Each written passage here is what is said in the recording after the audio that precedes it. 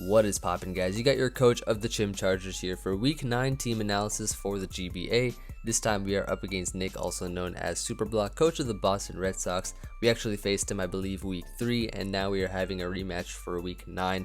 He has a team of Kiram Black, Mega Venusaur, Skarmory, Jolteon, Alakazam, Feraligatr, Darmanitan, Drapion, Pangoro, Meowstic, and Lantern. The list should appear to your right momentarily. He actually switched Rhydon for Lantern, so I had to kind of build around that accordingly for this week. And I wasn't really sure how to approach a rematch in terms of what to bring, because I was kind of sure that he'd try to counter team my old team. So but like a lot of the sets that I brought last week, or not last week, but week 3 when I played him, are pretty good versus him. So I decided to bring some old stuff and bring some new stuff as well. The team approach that I have this time is more, a lot more hyper offense, and probably the most hyper offense that I've ever brought in the GBA. But I'll show you what I got here. So we got here, I started off with Jirachi because Jirachi was really good last time, especially this set, Calm Mind 3 attacks. Like after Calm Mind, I'm able to OHKO stuff like Pangoro or Drapion, for instance, with Flash Cannon, and Psychic hit stuff like Mega Venusaur, Jolteon, Darmanitan, etc., including the Lantern, which is nice. I mean, even because of the fact that he has Lantern, like Jirachi is still able to set up Calm Mind and not take as much damage, and I can still beat that 1v1 with Psychic. And Flash Cannon is just really good versus the Kiram. Thunderbolt 4, of course, Skarmory for Alligator. I felt like this set was just really good, so I brought the same one this time. Pretty much the exact same set as week 3. Another of the same sets that I brought was Fabio, Agility 3 attacks, because I figured that was also really good versus his team. Only Pokemon that can wall it is that Spadef Mega Venusaur, which I wasn't sure if he'd bring or not, because I guess I'd be more prepared for it. And I have some Pokemon that are pretty good versus that, so I'll show you guys that soon enough. But yeah, we got Jirachi, Fabio. Those are the only 2 of the same Pokemon that I brought.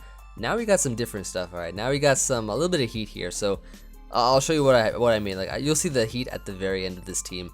Now we got here Gorebyss, and this is a Shell Smash Baton Pass Gorebyss here. Last time, or for week 3, I brought Shell Smash 3 attacks. This time I'm bringing Shell Smash 2 attacks and Baton Pass, a little bit in between, and this way I'm able to set up Shell Smash. I can still be an offensive threat while still having the ability to Baton Pass as well. So we got Surf, Hidden Power, Electric here. It's pretty much for, Surf is pretty much just to hit stuff with Stab, just hit pretty much everything on his team, bar the Kiram and the Venusaur.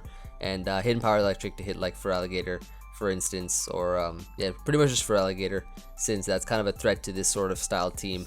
And yeah, that's what I got for this Gorebyss set here.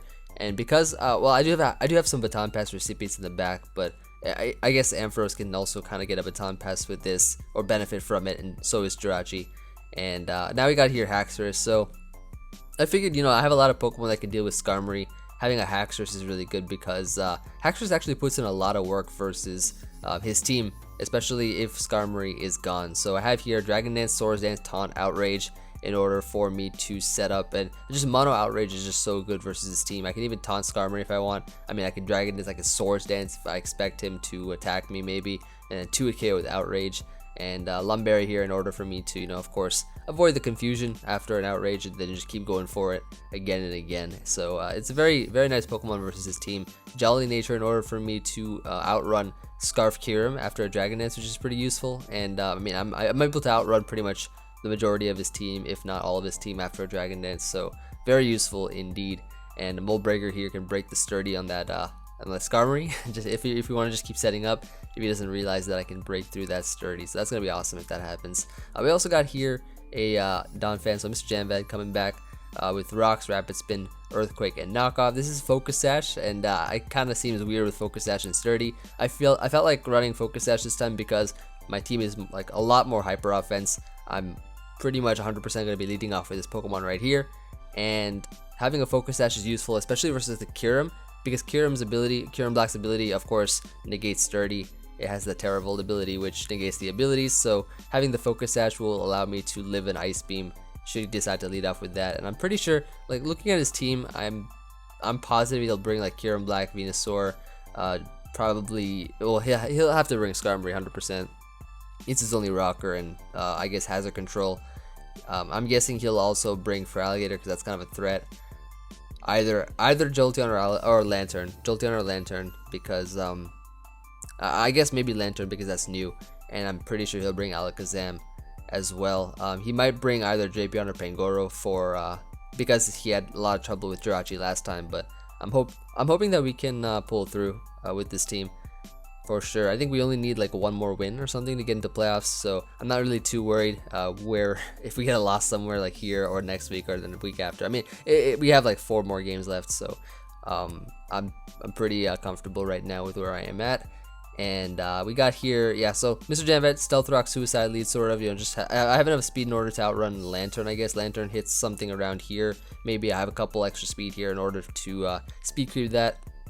Hopefully he's not running like a fast Lantern, otherwise I'll probably regret running this amount of speed here. But yeah, I have this a little bit of defense here in order to take hits better from stuff like Drapion, Pangoro, and you know, just max attack for that Earthquake and knockoff, and of course Rapid Spin to get rid of hazards and stuff like that. And finally, the last Pokemon we got here is after I set up rocks, Shell Smash, Baton Pass, this thing here. If I Baton Pass into this, then it's looking like game. Because look at this set right here. Alright, so I got Flamethrower, very useful versus stuff like Skarmory, for instance. And I have Focus Sash here in order for me to get into like Blaze range, plus for Acrobatics to Oko Mega Venusaur after a Shell Smash. And Acrobatics, of course, the power doubles if I don't have my item. And Focus Sash, of course, gets used up once I get to that 1 HP level. I can Oko Mega Venusaur.